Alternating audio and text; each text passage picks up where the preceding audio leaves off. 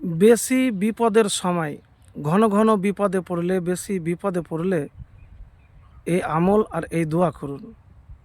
প্রিয় ভাই, আমি যে আমলের কথা বলবো একেবারে সহজ আমল।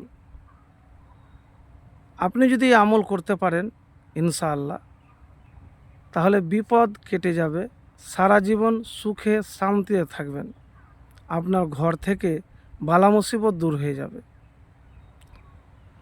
তো সর্বপ্রথম যে আমলের কথা বলবো সে আমল খুবই সহজ। কোন আমল? আমলটি হলো আল্লাহর প্রতি ভরসা, আন্তরিকতার সাথে আলহামদুলিল্লাহ বেশি বেশি করে পাঠ করা। মুখে আলহামদুলিল্লাহ পাঠ করা আর বাস্তবে আলহামদুলিল্লাহ আল্লাহর প্রতি অগাধ বিশ্বাস রেখে বলা অনেক তফাৎ আছে ভাই। যদি খাস অন্তর থেকে বলেন, সুখে দুঃখে কষ্টেতে বিপদের সময়তে, যে আল্লাহ তোমার হাজার হাজার লাখ লাখ শুকরিয়া, আলহামদুলিল্লাহ, আল্লাহ তোমার আমি কৃতজ্ঞতা জ্ঞাপন করছি, এইভাবে আল্লাহর শুকরিয়া আদায় করবেন। আর দ্বিতীয় যে কাজটি করতে বলবো, আমল বলবো, সেটি হলো সাদকা। সাদকা করতে গেলে বড় বড় বালা মুসিবত বিপদ কেটে যায় ভাই। এবার বলেন সাদকা কীরকম?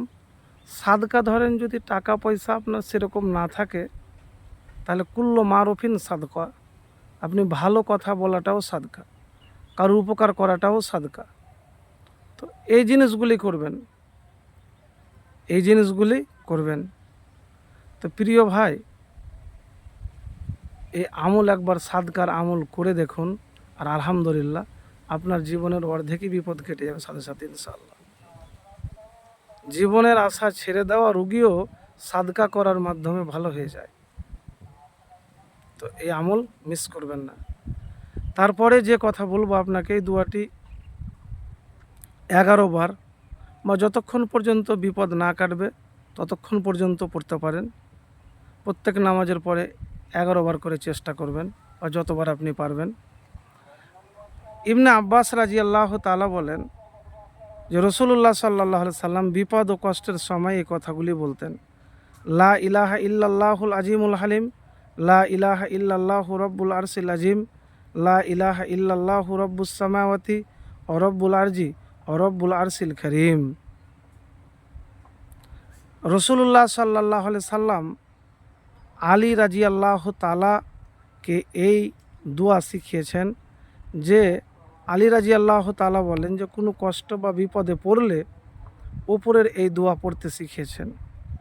তো আমি যে দোয়াটি বললাম সেই দোয়াটি, লা ইলাহা ইল্লাল্লাহুল আজিমুল হালিম, লা ইলাহা ইল্লাল্লাহু রব্বুল আরশিল আজিম, লা ইলাহা ইল্লাল্লাহু রব্বুস সামাওয়াতি ও রব্বুল আরজি ও রব্বুল আরশিল কারীম।